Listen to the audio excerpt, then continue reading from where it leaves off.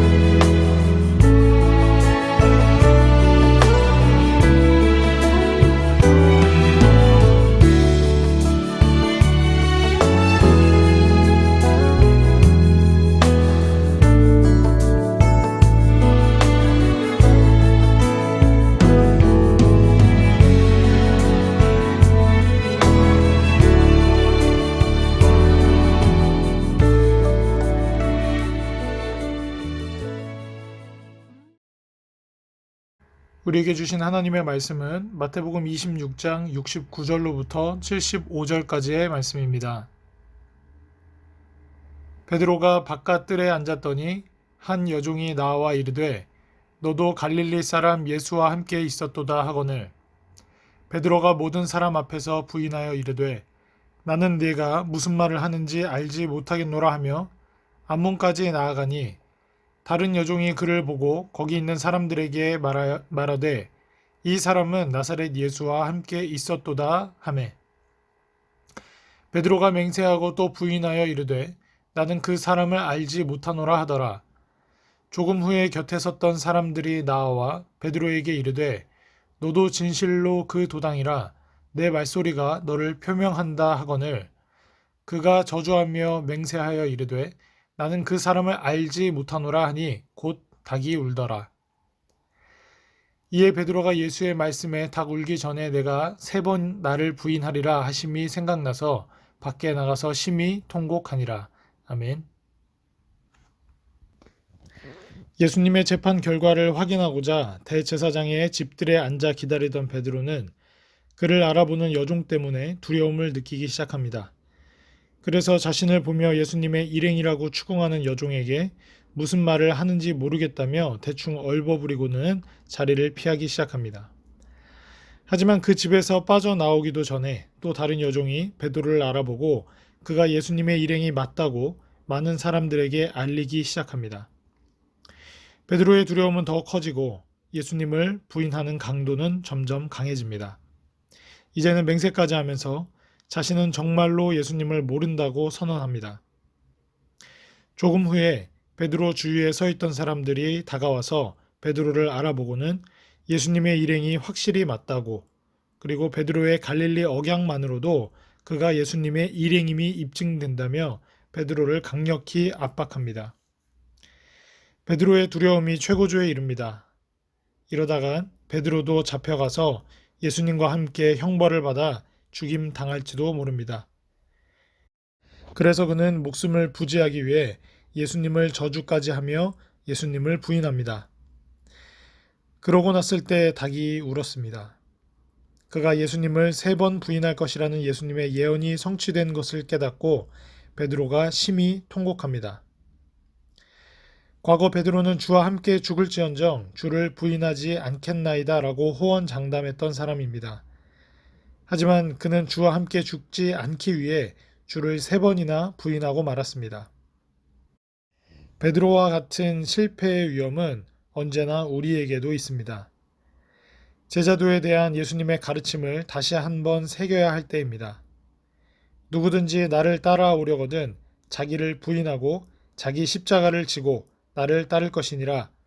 누구든지 제 목숨을 구원하고자 하면 잃을 것이요 누구든지 나를 위하여 제 목숨을 잃으면 찾으리라. 아멘. 주신 말씀을 통해 깨어 있지 않았던 자의 굴욕이라는 제목으로 함께 묵상 나누도록 하겠습니다.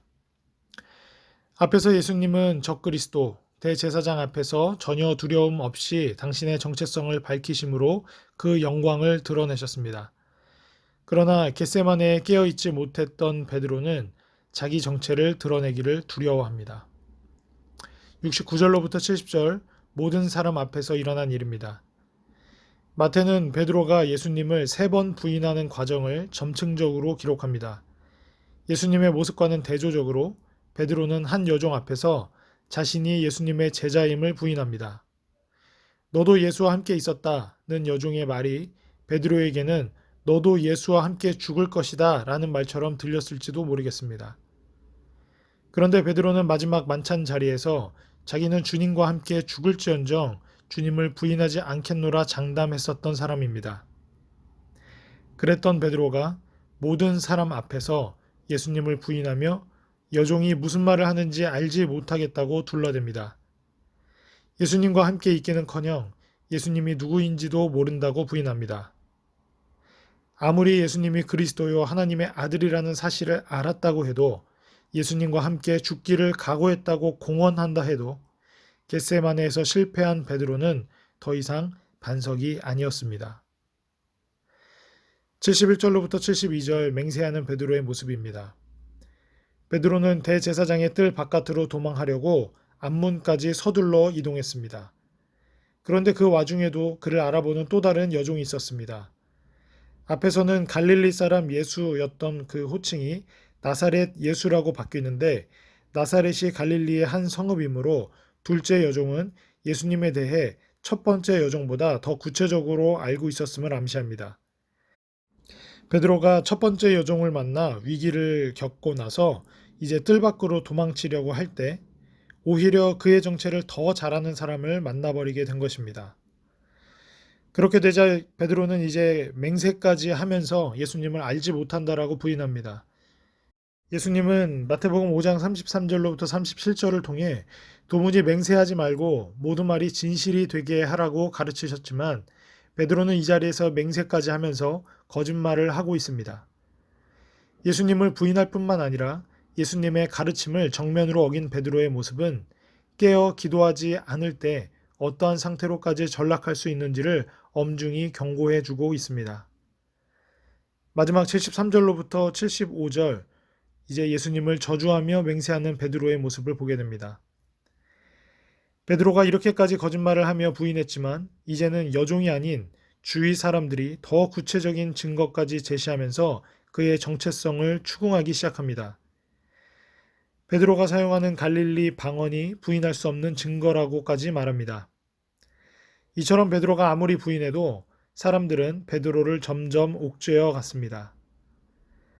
하지만 정작 베드로는 점점 더 강하게 심지어는 저주하고 맹세하면서까지 자기는 예수님과 상관이 없다고 주장합니다. 바로 그때 닭 우는 소리가 들렸습니다. 지금도 베드로처럼 살아가는 그리스도인들이 없지 않습니다. 예배 시간에는 주님을 위해 목숨까지 바치겠다라고 찬송하며 기도하지만 정작 세상 속에서는 예수님의 제자인 사실을 드러내지 않고 살아가는 신자들이 적지 않습니다. 이제 우리는 세상에서 당당하지 못했던 과거를 철저히 회개하고 예수님의 제자임을 밝히 드러내야 합니다. 예수 그리스도의 십자가 복음을 자랑하고 전하는 제자로 살아가야 합니다. 베드로의 이와 같은 비참한 실패는 겟세마네에서 시작된 것입니다. 우리가 아무리 주님을 열심히 섬기겠다고 다짐해도 육신이 약하기에 깨어 기도하지 않으면 여종 앞에서도 패할 수밖에 없는 것이 바로 우리들의 신앙의 모습입니다. 그러므로 정신 차리고 깨어 기도해야 합니다. 예수님 때문에 핍박당하고 위협을 당해도 사도들처럼 기쁘게 여기며 예수 그리스도를 높이는 성도들이 되기를 다시 한 번 더 축복합니다. 특별히 이 고난주간을 통해 이 땅 가운데 성육신하셔 십자가 그 골고다의 언덕을 침묵 가운데 올라가신 그 예수 그리스도의 고난과 순환을 우리가 다시 한 번 더 기억하는 한 주가 되기를 소망합니다. 예수님께서는 우리를 모른다 하지 않으시고 우리들의 상황과 우리들의 처지를 외면하지 않으시고 우리를 누구보다도 잘 아시고 누구보다도 사랑하셨기에 우리를 대신하여 채찍 맞으시고 우리를 대신하여 물과 피를 쏟으셨음을 우리가 다시 한 번 더 기억할 수 있기를 다시 한 번 소망합니다. 예수 그리스도의 십자가를 깊이 묵상하는 한 주가 되시기를 축복하며 다 함께 기도하도록 하겠습니다.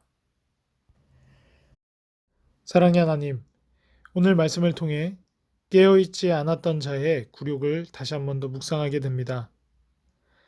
대제사장 앞에서 전혀 두려움 없이 자신의 정체성을 밝히시고 그 영광을 드러내신 예수 그리스도의 모습과는 상반되게 겟세마네에서 깨어있지 못했던 베드로는 자신의 정체성을 드러내기를 두려워했던 모습을 보게 됩니다. 자신의 정체성이 드러내는 것이 두려울 뿐만 아니라 예수님과 함께 고난받을 것을 두려워하여 예수님을 부인할 뿐만 아니라 예수님을 저주했던 이 베드로의 모습을 통해 우리들의 모습을 발견하기도 합니다. 베드로의 비참한 실패가 바로 겟세마네에서 시작된 것임을 우리가 영의 눈을 들어 바라보고 깨닫게 하여 주시옵소서. 우리가 아무리 감정적으로 예수님을 열심히 섬기고 충성하겠다고 다짐해도 우리가 깨어 기도하지 않는다라면 여종의 위협 앞에 패하고 넘어질 수밖에 없음을 다시 한 번 더 고백합니다. 하나님, 이 자리에 고개 숙인 주의 모든 백성들이 늘 깨어 하나님 앞에 기도하는 자들 되게 하여 주시고 성령 하나님, 우리를 도와 인도하여 주시고 지혜 허락하여 주시며 힘 더하여 주심으로 우리가 언제 어디서든 깨어 있어 예수 그리스도를 시인하고 예수 그리스도의 제자됨의 정체성을 드러내는데 주저함 없는 삶을 살아갈 수 있도록 그렇게 우리를 도와주시옵소서. 우리를 외면치 않으시고 우리의 죄를 대신하여 십자가에 오르신 예수 그리스도의 십자가의 길을 깊이 묵상하는 한 주가 되도록 주의 모든 백성들의 삶과 가정을 지켜 보호 인도하여 주시옵소서. 감사하며 예수 그리스도의 이름으로 기도드립니다. 아멘.